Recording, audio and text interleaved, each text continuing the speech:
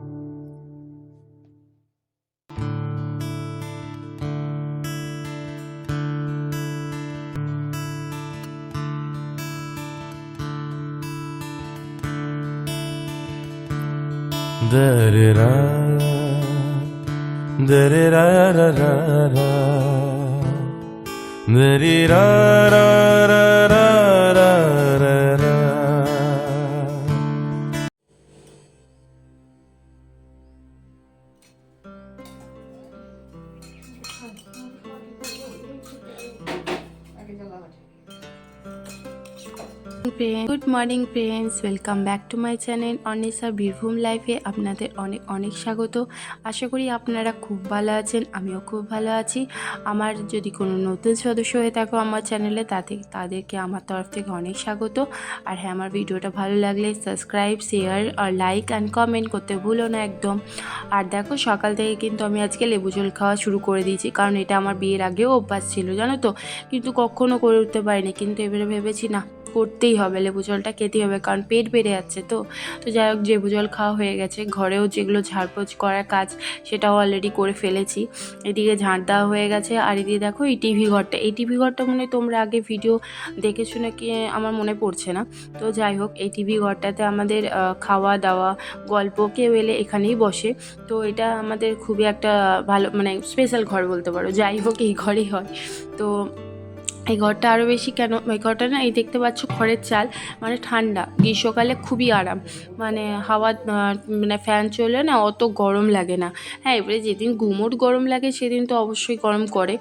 আর এইদিকে দেখো, আমার ঘরটা মোছাও হয়ে গেছে। আর বাইরেটা, এই ধাড়িটাও মুছে দিলাম, কারণ এখানেও ধরো বিকালবেলাতে বসা হয় খুব সুন্দর, আর কেউ এলেও এখানে বসা হয়। তো আমি ভাবলাম তাহলে বাইরেটাও একটু মুছে দিই, তাহলে ধুলোটা বসবে না। তবে হ্যাঁ, পুরোটা কি ধুলো না বসে, বাইরে যেহেতু জিনিস, বাইরে তো সবসময় সময় ধুলো উঠছে আমাদের। তো যাই হোক আমার ঘর পর পোছা হয়ে গেছে, হঠাৎ করে দেখি একটা পোড়া পোড়া গন্ধ আসছে। আমি সঙ্গে সঙ্গে দেখি রান্নাঘরে গিয়ে ও বাবা, মা আলু ভাজা বসিয়েছে, ভুলেই গেছে। আর মানে জলটা অনেকটা সিমে দিয়ে গেছে আঁচটা, কিন্তু তবুও জলটা শুকিয়ে গেছে। আমি যদি আরেকটু পরে আসতাম না, আলু ভাজাটা পুড়েই যেত। তো যাই হোক আমি একটু আলু ভাজাটা নেড়ে দিলাম, গ্যাসটা বন্ধ করে দিয়েছি কারণ নাহলে পুড়ে যাবে। আর এদিকে দেখো ঘরে সেই ইন্দারতলা চারপাশটা প্রতিদিন যেহেতু আমাদের ধোয়া হয়, তো আজকে মায়ের জানো তো খুব কোমরে ব্যথা সকাল থেকে। তো আমি বললাম দাও আমিই ধুয়ে দিচ্ছি।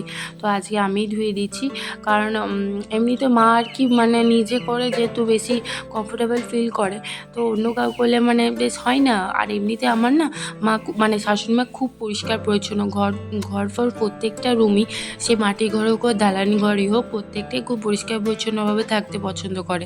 আমি হয়তো অতটাও পরিষ্কার পরিচ্ছন্ন নই, কিন্তু মানে কষ্ট হলেও সেই কাজটাকে আমি ক্লিয়ার করব, তারপরে সেই রকম আর কি কাজ করে। তো যাই হোক আমাদের এরকম ইন্দ্রাতলা থেকে জল তুলে নিতে হয়, কারণ আমাদের তো আর কোনো জল মানে সোর্স নেই। এমনি খাবার জলটা আনতে হয়, একটা গ্রামের শেষে একটা ট্যাপ কল আছে, কিন্তু এই ফেলা চড়া যা কিছু সব কিছু এই ইন্দিরা জলেই হয়। তো ইন্দিরা জলটা আছে বলে অনেকটাই সুবিধা। যাদের ঘরে জল নেই তারা জানে যে জলের মানে প্রবলেমটা কতটা অসুবিধা, কারণ আমাদের সকাল থেকে রাত পর্যন্ত মানে প্রত্যেকটা কাজে আমাদের জলের প্রয়োজন হয়। জল ছাড়া আমরা কিছু একটা সামান্য হাত ধরতেই তো মেন আমাদের জলের প্রয়োজন, বাকিটা তো পরের কথা হলো। এদিকে দেখো মায়ের সবজি কাটা হয়ে গেছে, মা বাঁধাকপি কেটেছিল আজকে, তো আমিও সবজিগুলো ধুয়ে ধুয়ে এক এক করে রাখছি, কারণ জল ঝরে গেলে কি রান্নার সময় অনেকটা সুবিধা হয়। তো সবজি কাটা হয়ে গেছে, বাঁধাকপি আর ভেন্ডি কাটা হয়েছিল, আর আলু কাটা হয়েছিল, আর টমেটো কাটা হয়েছিল। আজকে বাঁধাকপি তরকারি হবে। কালকে জানো তো হাট থেকে বাঁধাকপি নিয়ে এসেছিলাম। তো একটু নতুন মানে আনসিজনে যদি একটু অন্যরকম সবজি পাওয়া যায় একটু বেশি খেতে ভালো লাগে, তাই না? যতই সেই টেস্টটা না পেলেও মানে একটু ভালো লাগে। তো যাই হোক খাওয়া দাওয়া হয়ে গিয়েছিলো, বিকালে ঘুমিয়ে গিয়ে উঠে পড়ে আজকে বেলের শরবত করে ঠিক করেছিলাম। অনেক দিন ধরে বাবা বেল এনেছিল জানো তো, কিন্তু বেলটা আর কোনো মতে আর করাই হচ্ছে না। প্রতিদিন বাবা বলছে বেলের শরবত করবি, আর প্রতিদিন ঘুমিয়ে যাচ্ছি, উঠতে দেরি হয়ে যাচ্ছে, এই করে আর করা হচ্ছে না। কিন্তু আজকে আমি শোয়ার সময় ঠিকই করেছিলাম যে আজকে আমি তাড়াতাড়ি বিকালে উঠবো, কিন্তু তাড়াতাড়ি হয়নি যথারীতি, যদিও একটু লেট হয়েছিল। তো যাই হোক উঠে পড়ে কোনো রকমে বেলের শরবত করা শুরু করে দিয়েছি। আর একটা জিনিস দেখো বন্ধুরা, আমার নিজের মুখটা দেখেই না নিজেরই হাসি পাচ্ছে। মুখটা দেখো মানে ভাঙছি, একটা ওইদিকে একটা অ্যাটেনশন আছে মুখটা দেখে, এমনি তোমাদের হাসি বা আমার নিজেরই হাসি পাচ্ছে। তো যাই হোক আমি বেলের শরবত করতে বসেছি। আর আমি মামার ঘরে না মানে আমার মামার ঘরে যেখানে ঘর সেই পাশে একটা বড় বেল গাছ ছিল, প্রায়ই বেল পেতাম। তো আমার দাদু দিদাও খুব বেলের শরবত খেতে পছন্দ করে, তো আমিও ওইখানে বেলের শরবত করতাম। আমাদের ওখানে একটা মানে ফুটো থালা ছিল, থালার মধ্যে ফুটো ফুটো ছিল। আমিও এরকম একটা বড় জারের ওপর ওই বাটিটা বসিয়ে পড়ে ওইটাতে এম করে ঘষে দিলে কি বীজ ফিজ কিছু পড়তো না, শুধু যে গ্রেভিটা বেরোতো সেটা তলাতেই থাকতো। ওটা খুব সুন্দর হতো, কিন্তু এখানে যেহেতু নেই, হাত দিয়েই চটকে চটকে কাজটা করতে হবে, কিছু করার নেই। তো আমিও মাকে জিজ্ঞেস করলাম, মা বললো নেই। আলাম বেশ ঠিক আছে দাও তাহলে ওটা দিয়েই করি। তো আমি যতটা পারছিলাম চেঁচে চেঁচে পুরো একদম বেলগুলো ছাড়িয়ে নিচ্ছিলাম, কারণ একটুকুও নষ্ট করা যাবে না। যতইও কেনা নয় তবুও কেন আমি জিনিসটা নষ্ট করব। আর বেলটা জানো তো খুব সুন্দর ছিল, মানে দেখেই খুব বোঝা যাচ্ছিলো খুব সুন্দর মিষ্টি হবে। তো যাই হোক আমার বেল ছাড়ানো হয়ে গেছে। এবারে আমি মাকে বললাম, মা আমাকে একটু ঠান্ডা জলের বোতলটা এনে দাও না। আর ফার্স্টে আমি অল্প জলে নিয়েছিলাম, বেশি জল নিইনি, কারণ কড়াইটা উল্টে গেলে এখনই কী অবস্থা হবে। তো যাই হোক মাও ফ্রিজ থেকে একটু একটা জলের বোতল এনে দিল, আমিও বললাম জল ঢেলে দাও। তো জল ঢালতে ঢালতে আস্তে আস্তে যতটা পাচ্ছিলাম চটকে, কারণ যত বেশি মানে হাতে করে এভাবে নাড়বো তত বেশি না বীজগুলো বেরোবে। আর সেই ছিবড়াগুলো থাকে না, দেখো তোমাদের ক্যামেরাতে দেখাচ্ছি আমি, এই ছিবড়াগুলো আছে, এগুলো তো মুখে লাগলে ভালো লাগবে না। তো আমি যতটা পেরেছি পেস্ট করেছি, তারপরে যখন দেখলাম যে না ঠিকঠাকই বার করা হয়েছে, একদমই কোনো কিছু ছিবড়া ছিল না। এই দেখো এই ছিবড়াগুলো যদি না ফেলি না মুখের মধ্যে লাগবে, কোনো কারণে গলায় চলে গেলে গলায় আটকাবে, কি দরকার বাবা। তো যাই হোক অনেকক্ষণ ধরে করার পর আমি একটু চিনি দিয়ে দিলাম, আর পুরোটাই চিনিতে করিনি, মাকে বললাম একটু গুড় দাও, কারণ জানো তো গুড় দিলে না একটা আলাদা রকম সেন্ট ওঠে। তো আমিও একটু গুড় দেওয়া করালাম, চিনি গুড় দুটোরই মিক্স দিয়েছিল। তো প্রথমে একটু চিনি আমি চামচে করে নাড়ছিলাম, একটু কায়দা করছিলাম, তাহলে না কায়দা করতে গেলে কিছুই হবে না, তো আমি একটু হাতে করেই ভালো করে গুড়টা একটু পেস্ট করে দিলাম, নাহলে অনেক টাইম লাগতো আর ভালো করে গুড়টা গলতোও না। তো যাই হোক আমি গুড়টা ভালো করে গোটায় বেলে মিক্স করে দিয়েছি। এরপরে কতগুলো গ্লাস নিয়ে চলে এসেছি, আর আমাদের ঘরে একটা পাশে বাড়ি ঠাকুমা এসেছিলো, আর একটা ঠাকুমা আসবে, তো সবার জন্যই আমি বেলের শরবত রাখবো। এদিকে দেখো বরফে টুকরো নিয়ে চলে এসেছি, কারণ বরফে যদি এইগুলো না দিই না, তাহলে আইস বোলগুলো যদি না দিই খেতেও বেশ ইন্টারেস্ট লাগে না আর বেশ সুন্দর লাগে না। ওপরে গ্লাস থেকে দুটো করে বরফ দিয়ে দিয়ে আর এটা করে খাও, তো বেশ ঠান্ডা ঠান্ডা বেশ সুন্দরই লাগছিলো। আমি নিয়েছি, সবাইকে একটা করে দিয়েছিলাম, কারণ সবাই বলে বেশি বরফ খাবো না। তো আমাদের দেখো খেতে খেতে কত রকম হাসি, কত রকম কথা হলো, আমার নিজেরই হাসি পাচ্ছে দেখে। তো খাওয়ার পরে আমি একটু ছাদে এসেছিলাম, ছাদে এসে বলেছি ও বাবা দেখো দেখো দুজনের মজা, দুই হনুমানের মজা দেখো কি পেয়েছিল কে জানে, দুজনে বসে বসে মনে সুখে খাচ্ছিল। আমি যতটা পেরেছি জুম করে চেষ্টা করেছি তোমাদের দেখানোর জন্য। ওদের মজাটা দেখো একবার, আমার তো খুব হাসি লাগছিল। এদিক তাকাচ্ছে ওদিক তাকা, আমার ভয়ও লাগছে, আমি ছাদে আছি যদি ঝাঁপিয়ে দেয়। আর এদিকে দেখছি ওরে বাপরে এক দুটো নয়, এদিকে দেখো ছাদে চেপে কীরকম নিজেদের তাণ্ডব শুরু করেছে। এদিকে দেখো আর একটা জিনিস তোমাদের দেখাচ্ছি দাঁড়াও। এদিকে দেখো মাটার কোলে বসে কত আদর খাচ্ছে না, মানে সত্যি সবারই মায়ের কাছে একটা আলাদাই আদর, সে মানুষই হোক আর সে পশু প্রাণী যাই হোক, সে পাখি হোক গরু ছাগল, মানে আমরা যা কিছু আছে চোখে দেখতে পাচ্ছি, প্রত্যেকটা মানুষের মা বাবার কাছে একটা আলাদা রকম ভালোবাসা। সে দেখো তোমরা দেখলেই বুঝতে পারবে যে হনুমানটার কত মানে আদর করছে ওর মাটা ওকে। আর এদিকে দেখো এই পুচকে বান্দরটা এদিক আর ওদিক করছে, দেখতে কি ভালো লাগছে না, ওদের খুব মজা। আর এদিকে দেখো আর একজন দুজন বসে আছে, এনারা একটু কিছু ভাবছেন হয়তো ঘরে কি ঝগড়া হয়েছে নাকি এদের দুজনের।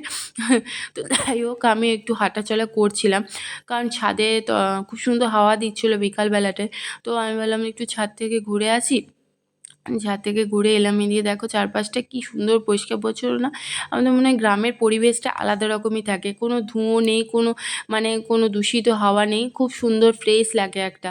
তো যাই হোক আমি একটু ঘুরে ঘুরে দেখাচ্ছিলাম, আর যারা তো দেখাচ্ছি আর আমি ওদের দিকে তন রাখছি, যদি ঝাঁপিয়ে এসে আমার ফোনটা নিয়ে চলে যায়, কারণ ওদের তো কোনো ভরসা নেই, মেরে দিয়ে চলে যাবে না কী হবে এখনই, দরকার নেই বাবা। তো যাই হোক আমি যতটা পেরেছি তোমাদের ভিডিও করে দেখানোর চেষ্টা করলাম।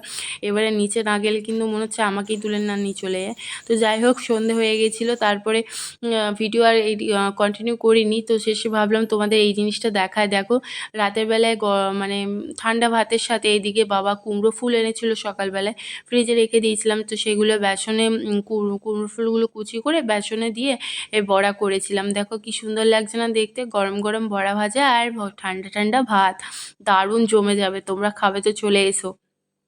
আর এদিকে দেখো বড়াগুলো আমার প্রায় ভাজা হয়ে গেছে। তো আজকের মতো ভিডিও এখানে এসেছি, চলো টাটা বাই।